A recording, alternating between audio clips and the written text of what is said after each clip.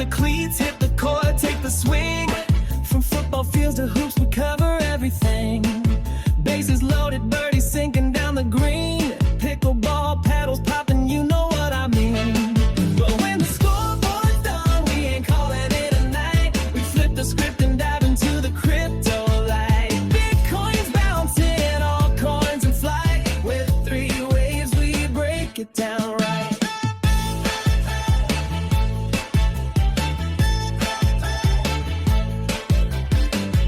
Sports and crypto, the ultimate blend. Stay locked in, we set the trend. This is all sports and crypto. Let's begin.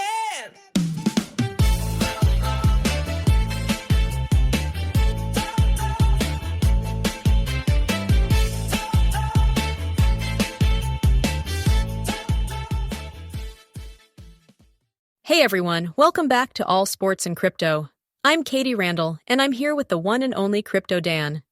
Dan, you ready for another wild week? Always, Katie.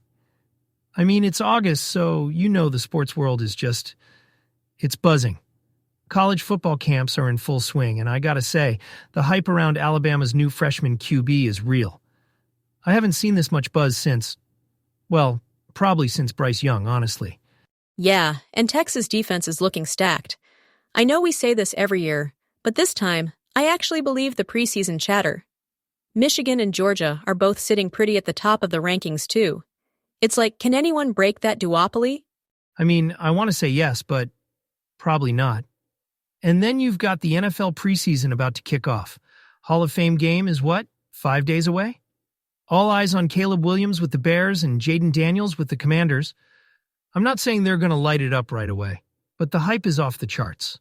I'm so curious to see how those rookie QBs handle the pressure. It's a different world once you step on that field, even in preseason. And speaking of pressure, let's talk MLB.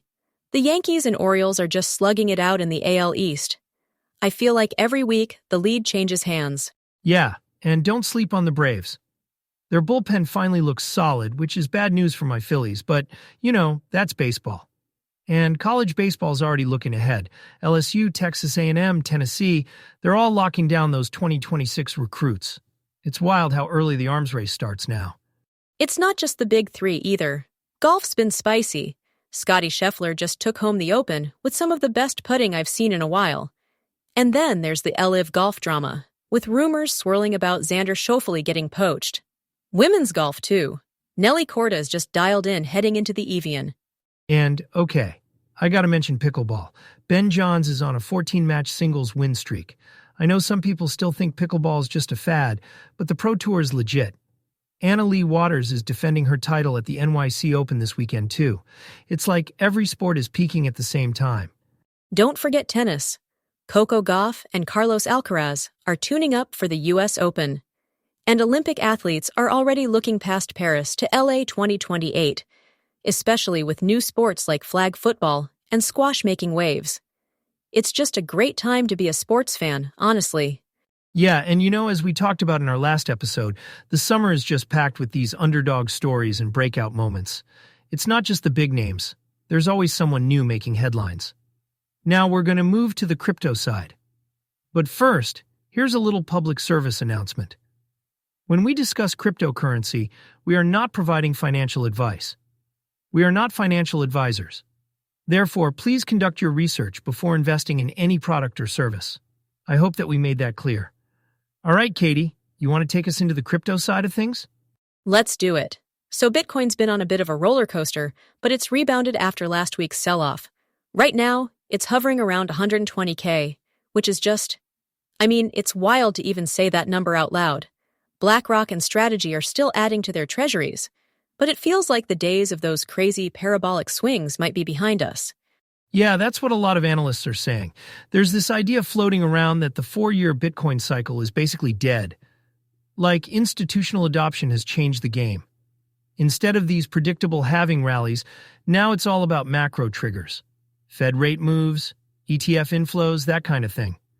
It's less about the calendar, more about the headlines. Totally. And, Strategy's been slowing down their Bitcoin buys a bit, but they're still sitting on over 600,000 Bitcoin. I can't even wrap my head around that. Meanwhile, Bitcoin ETFs are holding 1.5 million coins. It's like the big players are here to stay, and that's changing the whole vibe of the market. And then there's Ethereum. Ethereum is showing some real institutional strength too. SharpLink Gaming just bought another massive chunk, over 77,000 Ethereum for their treasury. That's what, almost $300 million? And now they're the biggest public holder of Ether. There's even talk of Ethereum hitting 13K by the end of the year, though. I mean, that's the optimistic scenario. Conservative estimates are still up at 8K, which is nothing to sneeze at. Yeah, and Ethereum is trading around $3,900 right now, so even the conservative target is a huge jump. Plus, you've got all this activity on Layer 2s, Arbitrum, Base, Farcaster. It feels like Ethereum's ecosystem is just getting stronger, especially with all the treasury strategies and staking rewards coming in. It's funny because, we used to talk about the super cycle and these wild bull runs, but now it's more like steady booms, with bursts of momentum when something big happens. Like if the Fed surprises the market, or there's a new ETF, or, I don't know, Elon tweets something weird. It's all about those catalysts now. Exactly. And I mean, there's still volatility, don't get me wrong, but it's not the same as those old-school, gut-wrenching swings. It's more about reacting to news and macro events. I guess, in a way, it's maturing, but it's also a little less exciting for the adrenaline junkies out there. Yeah, but, boring markets can be good for building. And with all this institutional money, it feels like crypto's finally getting that mainstream respect. All right, speaking of building, should we talk about what's happening with stablecoins and regulation? Let's get into it. So, the big headline this week is the Plasma Network's record stablecoin launch. They raised $373 million in their token sale, and they're going to hold $1 billion in stablecoins at launch. That's like the fastest any blockchains ever hit that number. And they're promising fee-free stablecoin transfers, which is a direct challenge to Ethereum and Tron's dominance in that space. Yeah, and it's not just about the tech. Europe's weighing stablecoins against their own digital euro plans. The ECB is basically saying, hey, a digital euro alone isn't enough to compete with US dollar stablecoins. They're looking at regulated euro stablecoins and DLT applications as part of a bigger strategy. It's a real shift from just focusing on a central bank digital currency. And in the US, there's a draft stablecoin bill that could give the Fed oversight over issuers. That's a big deal for USDC and USDT, and it could mean stricter compliance. Meanwhile, BlackRock's Bitcoin ETF just hit $20 billion in assets, and Coinbase stock is up thanks to that ETF and Base's growth. It's like the lines between traditional finance and crypto are getting blurrier every week. And the DeFi and SocialFi space is heating up too. Friend.tech V2 is rumored to have DAO tools and token-gated chats. Farcaster's frames are getting a lot of developer love, and Lens Protocol just added ZK Sync support.